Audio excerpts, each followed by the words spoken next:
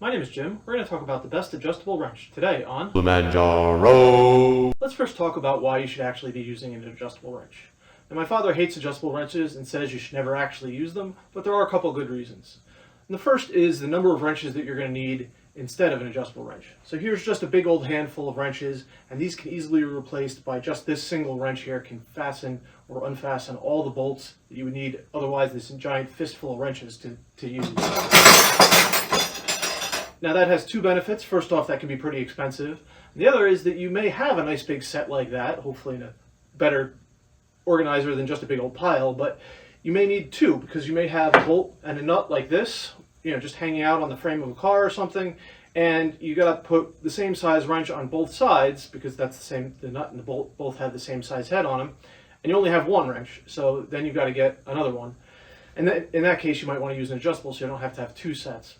The other reason is that you may be going somewhere and you may not know exactly what size wrench you're going to need. So you may, want to go bring all of your standard wrenches. That'll work just fine, but that could be a big hassle, particularly if you're going, you want to pack light, you don't want to have to bring a whole pile of things, and you're going to be working with a bunch of bolts and nuts that are in a wide size range. The other thing is cost. Of course, all these wrenches are fairly expensive, and they add up when you need to get a whole bunch of them, particularly if in the US and you got to have a set of metric and a set of English. And then the other reason I found is every once in a while I'll run into usually in a plumbing situation, where it doesn't seem like it is any particular size. Like a ½ inch will be too big, and a 12 millimeter will be too small, and it doesn't seem like it's the right size. I don't know if it's a tolerance issue or something like that. I've run into that before, and in that situation, an adjustable wrench can be just the perfect size. And then the last reason you might want to do it is some of these wrenches, these two over here, can kind of ratchet around the nut on the end of the bolt.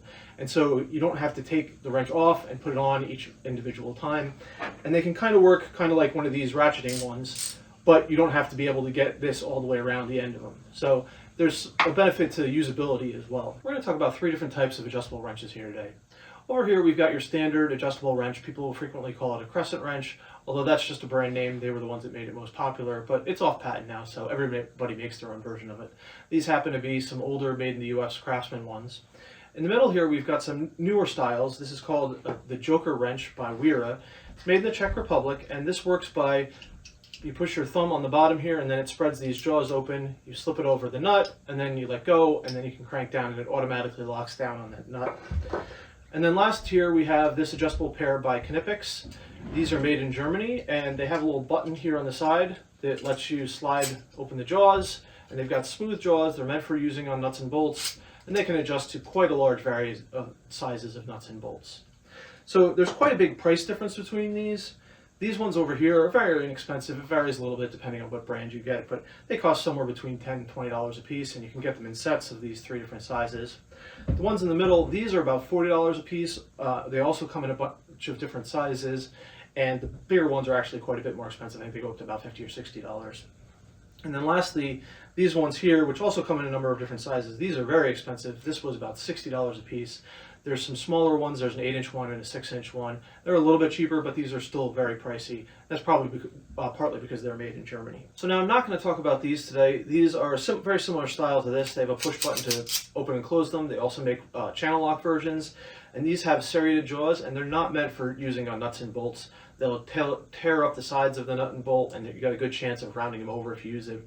So in a pinch you could use these, but these are not really meant for nuts and bolts, so we're not going to be talking about those today. So let's talk about the size range here between all these. Now these ones on the ends have the benefit of being able to go down to very, very small nuts all the way up to very large ones. This one will go up all the way to a 2-inch nut. That's bigger than this. This is only good for, this is only 1.5 inches here, so this will go even larger than that. However, these are quite big, but they're still quite a bit smaller than the length of these, and so you're not going to have enough leverage on these to really loosen a 2-inch nut that is properly torqued. You're not going to be able to undo that with a pair of pliers like this. But if it's a fitting, something like that, something that hasn't, isn't corroded and rusty, you'll be able to get these on and off with it. And they go down all the way to your smallest size. Now this is a 10-inch pair, and they can be kind of awkward to use on smaller nuts and bolts, but you can do it if you need to.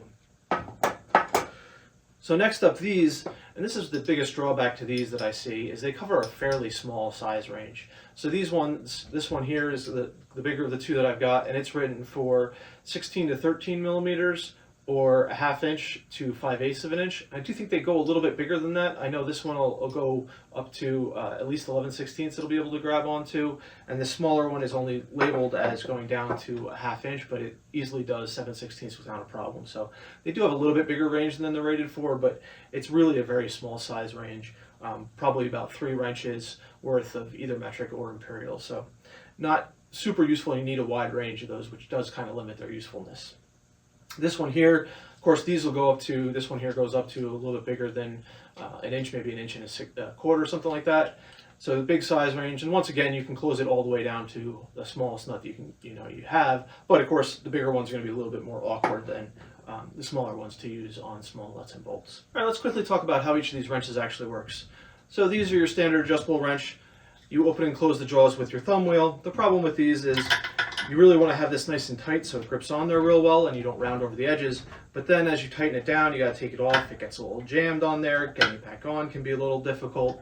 And then it ends up getting a little bit loose, or maybe you leave it a little bit loose, get it on and off easier. And then it ends up rounding over the corners of the nut. You can't get the nut on. So that's the real problem with these. They can be difficult to use, and once you round over that nut, you're never going to get it off without having to cut it. So these Joker style ones from Wera, they work a little bit differently. So you use your thumb, you press it open like that, you slide it over the nut, and then it cranks down automatically on it, and you go this way to tighten it, and then you can flip it over and go that way to loosen it. Now what's really nice about these is because they're kind of spring loaded, once you put it on, you can tighten it a little bit, then just pull it back, tighten it some more, pull it back, tighten it some more. Works really easily to get the nuts and bolts off.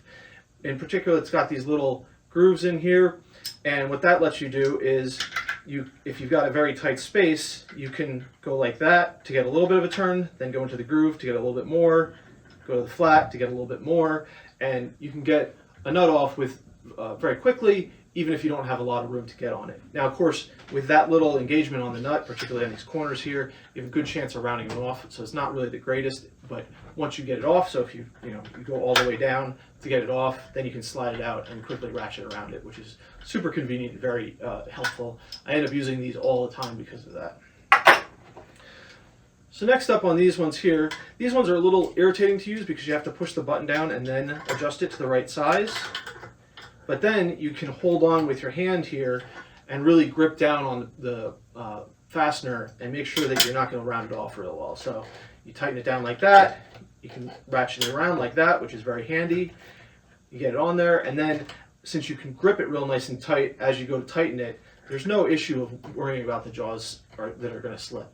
So these work great even if the nut is just a little bit rounded off, because you can really clamp down on them really well to do.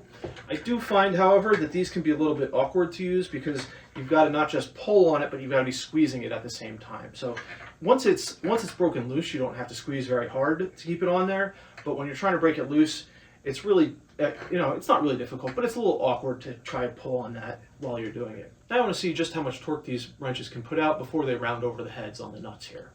So I've got just a 3/8 inch bolt. It's just going through a 1, 2, 3 block, just to act as a spacer here with a nut on it. It's your cheapest Home Depot grade bolt, so it should be fairly easy to break. And the thing is that I'm going to see is, can I break off the bolt by over tightening it before I round over the nut with one of these wrenches. So I'm going to start off with this Crescent style adjustable wrench here. So I'm going to put this on here, and I'm not going to make it super duper tight. That's not really how you should do it if you're concerned about how much torque you're going to be putting out, but I'm going to leave it a little bit loose as if I was not being super careful with it, which is kind of generally what happens. Now this is just a test. The real world application would be if you've got like a rusty bolt that you're trying to get off, you're using an adjustable wrench on there. You don't typically have a problem when you're tightening it, but let's see if we can break this bolt before I round it over. So you can see it rounded it over, and that's the typical complaint with these, is they round over the nuts before they really get them off. So I'm going to try it again here, and on this other flat here that hasn't been damaged, I'm going to really tighten it down this time and see if that'll do any better.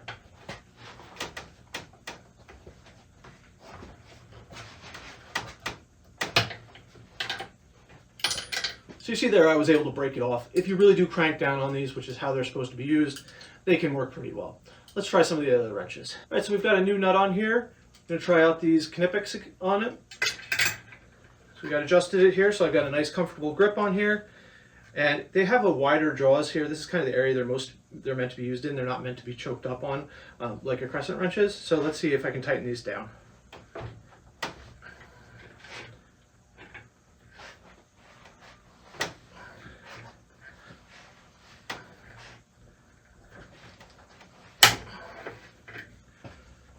So you can see I have no problem doing with this.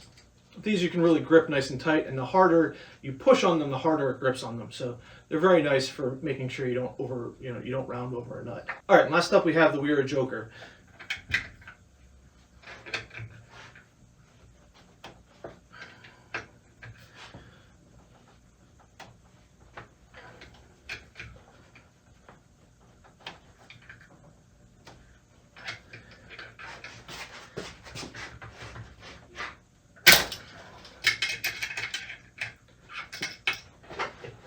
So that broke it off too.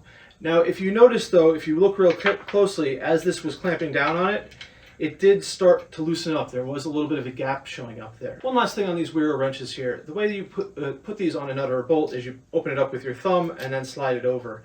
The problem with this individual unit is as you push it, this gap here is very large. It seems that the tolerances on this individual wrench are not great. This should be opening up like that, so that you can easily slip it on. Now it's got some round on the front, so it's not too big a deal. It does slip on fairly easily. But it does seem like this gap in here is too big. I did mention this to Wera customer service. They said that, yeah, that gap was too big and that I should submit a warranty claim for it. I submitted that about a week ago and I haven't heard anything back from them. So I'm not real happy about that, but it is what it is. If you notice on this smaller one, the gap here is very small, and I think that's how it should be. And then these open up nice and large, and it's very easy to get them on and off of the nuts and bolts that you're putting them on. I want to show the convenience of these various wrenches now. I've got a 3/8 inch bolt here with a nylon nut on the end of it. So this is a nut that has a nylon ring inside it, prevents it from backing off under vibration. These can be a pain to install or take off, particularly on long bolts, because you can't really do them with your fingers. It's too hard to push it through the nylon. So you got to keep cranking it down with the wrenches, and it can take quite a while. So let's first start off with your normal adjustable Crescent wrench. So I'm going to put that on there. And let's say there's some things here that prevent me from getting a full rotation on here. So I've got to take this off and on all the time. So you go like that, like that, like that, like that. It's not the end of the world, not the biggest deal, but it takes a little bit. So now with these Knipex here, so we get them set to the right size, and we can just let go slightly, back it off, let go slightly, back it off, and it's super easy to do. And the same thing with these Joker wrenches. These are probably the easiest of them.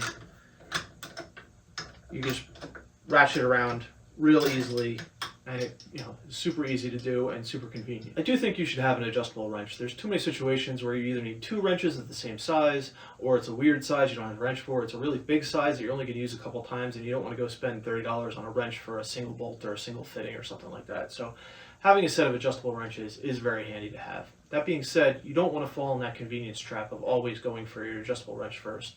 Whenever possible, you should be using your standard, either your box end if you can get on it, or open end wrench whenever possible. However, between the three of these, they each have their own strengths and weaknesses. These ones over here, I really like them, particularly if it's a nut I'm concerned about rounding over. You can really crank down real tight on them when you squeeze it, and the tighter you're pulling on it, the tighter you're going to squeeze on it. So it's extremely unlikely you're going to round over a nut using these pliers. I've never had it happen before.